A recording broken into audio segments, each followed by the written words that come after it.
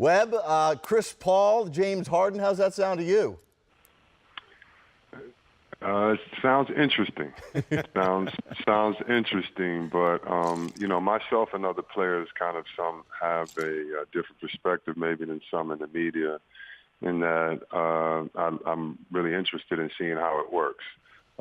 First of all, I love Chris Paul. He's one of the best point guards. You know that in any situation, he's going to rock it. He's going to do his thing. But being that the brilliance of last season was James Harden handling the ball, who's a tougher option, moving James to the 2, to me, does not make much sense. It's going to be interesting to see how that works. Also, pace of play. As players, again, you respect Chris Paul, but he's one of the guys that dribbles the ball the most in the league. He's one of the point guards that needs the ball the most. So how does that work with other teammates in a free-flowing offense? Now, Coach D'Antoni, Coach of the Year, I'm sure he'll figure it out.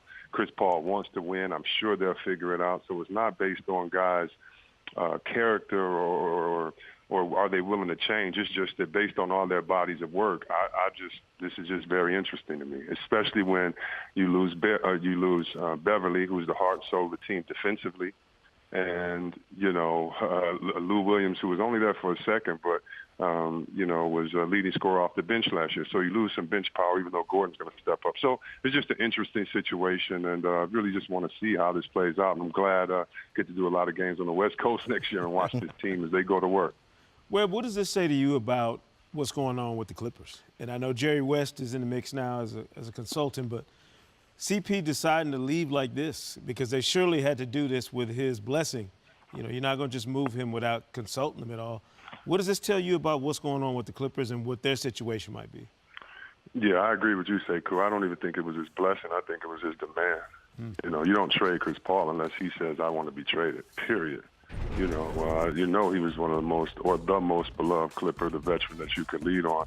But a lot of players felt the last couple of years that it was just the media hyping up the Clippers because of Lob City, but lost the trust in the Clippers 2-3 years ago when the Warriors would beat them up all the time. I remember they were big brother to the Warriors, and the Warriors started beating them up, and they never really did anything from being Lob City. You know, let's just think the Splash Brothers, we haven't really called them that because they've just been winning. It was a unique form, fun to describe them, but you have to kind of out-mature or outlive that moniker that you're given when you're a young team on your way. And so it doesn't surprise me that some major moves were made, but wow, you love the offseason of the NBA because who knew that Chris Paul could be going, you know, to play with a guy that could have been MVP twice in the last 4 years in James Harden. What do you think Blake Griffin is thinking right now, C-Webb?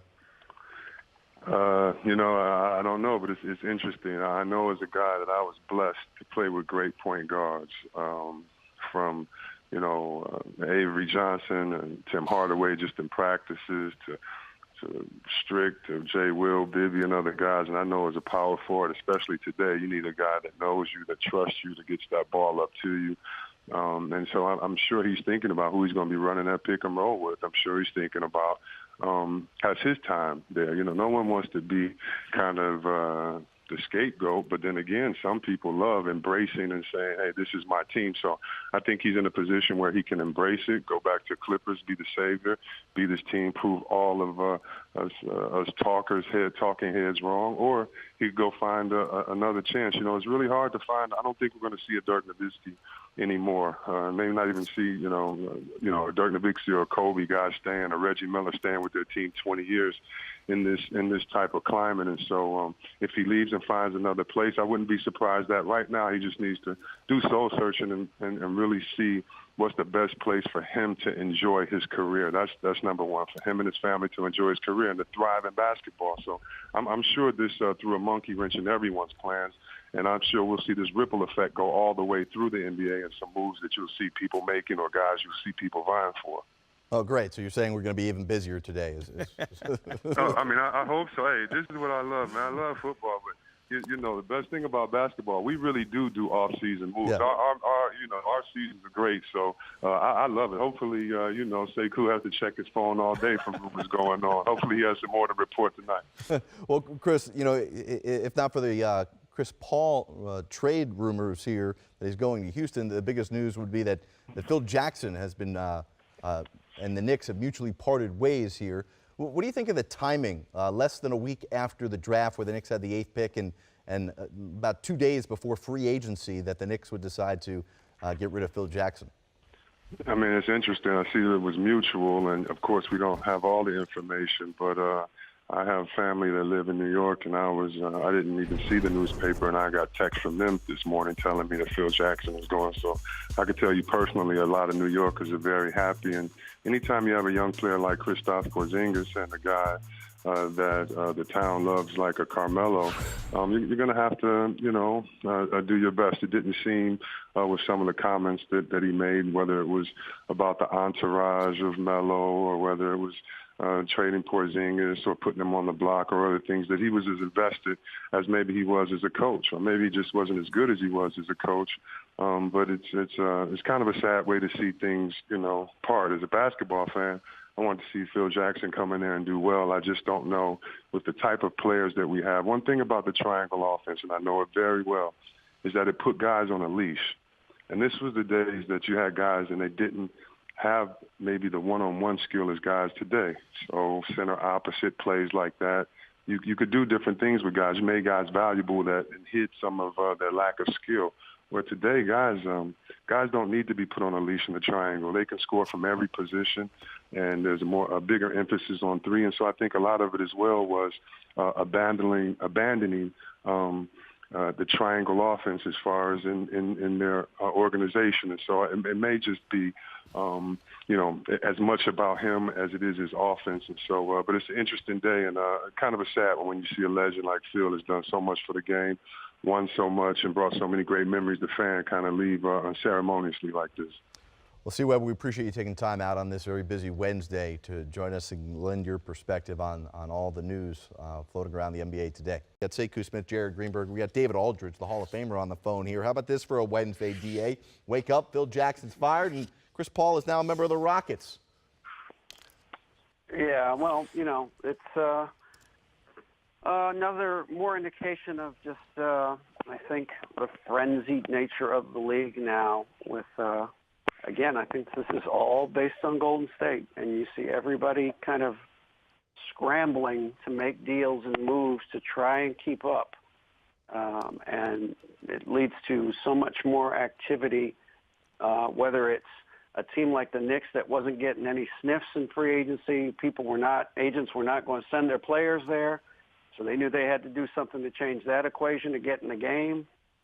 Or a team like Houston that has a superstar in James Harden, but realizes even having a superstar in this era is not close to good enough to being able to compete for a championship. So everybody is, arming themselves as rapidly as possible. DA, how does this Chris Paul trade change things for free agency in a couple of days? Does this, put the Clippers in a different situation in terms of who they pursue, or does it shuffle the cards for the rest of the league because Chris Paul is now not available anymore in free agency? Well, I think the does is, at least from the Clippers standpoint, they're hoping this helps them with Blake Griffin. I mean, I don't think it's any secret that the relationship between Chris Paul and Blake Griffin and DeAndre Jordan was not great. It was workable, but it wasn't great. So now you've removed that. Instead of giving Chris Paul almost $200 million, you now have the opportunity to give Blake Griffin a max contract. And that doesn't mean that he won't take a visit to Boston or Miami or anybody else that's going to make a pitch for him. But I think that it certainly helps the Clippers in terms of potentially keeping him long term. Guys, it's funny. Guys want to play with other guys until they play with other guys. You know what I'm saying? So, Chris Paul, when he was in New Orleans, I'm doing it by myself. I need help. I got to go someplace where they give me help. Well, you got help. I'm not sure I like it here either. So now, Blake will have a much more, I think, opportunity for things to go through him if he stays with the Clippers. So I think that's what they're hoping at least. And so that would obviously have a ripple effect around the rest of the league. DA, how much of Jerry West's influence or imprint do you think will be on this offseason for the Clippers? Uh, some, but I don't know that it's going to be, you know, all automatically felt right that there will be some sort of adjustment period and getting to. But I really think Jerry is more for 2018, to be honest with you, and the recruitment of LeBron James, and the recruitment maybe of Paul George now. You got to think of that as a possibility now.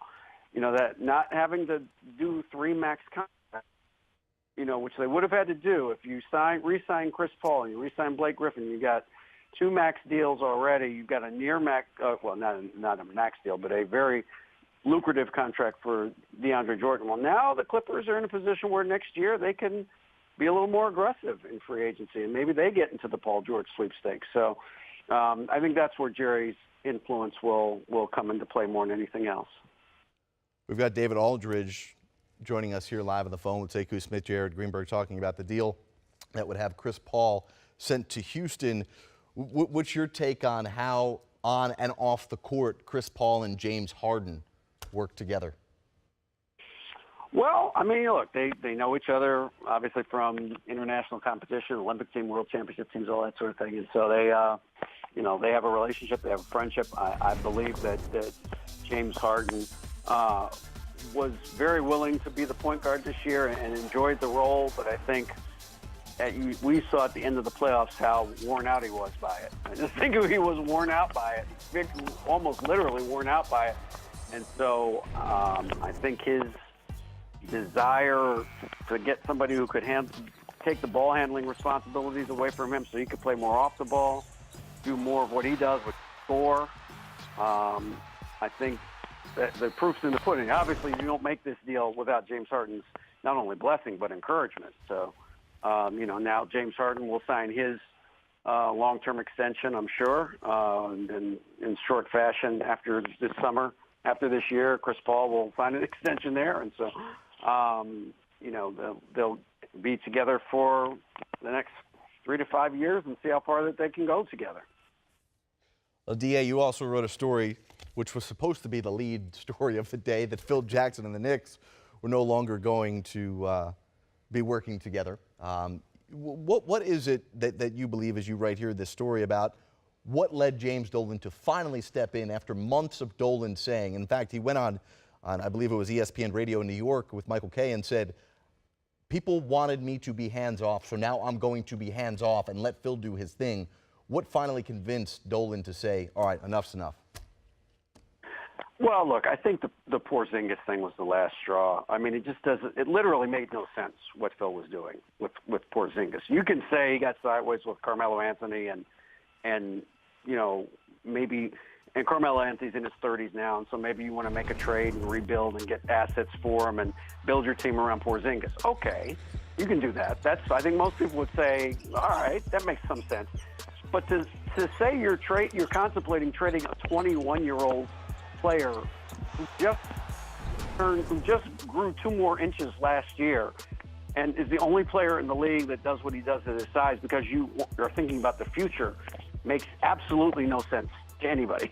That doesn't make any sense at all. So I think that was the last straw for James Dolan, because it's, you know, to Porzingis is a guy they can build a team around. They have a chance to be better down the road with him, to kind of shop him around when he's already proven he can play at a high level in the NBA.